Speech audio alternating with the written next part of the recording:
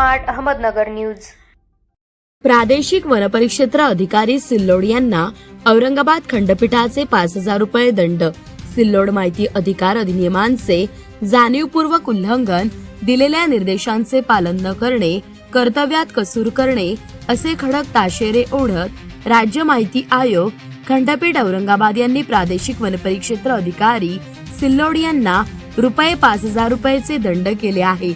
याबाबत अधिक माहिती अशी की अहिल्यानगर येथील ज्येष्ठ पत्रकार, माहिती अधिकार कार्यकर्ते व खिलाफत फाउंडेशन अहिल्यानगरचे संस्थापक अध्यक्ष मोईन अब्दुल लतीफ देशमुख यांनी सन 2023 मध्ये माहितीचा अधिकार कायद्यान्वये प्रादेशिक वनपरिक्षेत्र अधिकारी सिल्लोड यांना माहिती मागितली होती, परंतु सदर अधिकारी यांनी जाणीवपूर्वक माहिती न देणे, नियमांचे उल्लंघन करणे असे प्रकार वारंवार केले।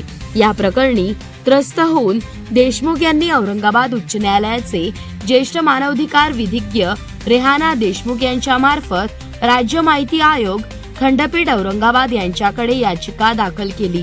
मध्यंतरी सदर अधिकारी यांची इतर ठिकाणी बदली झाली, त्यामुळे सदर याचिकेच्या कामकाजावर काहीशा प्रमाणात व्यत्यय आले।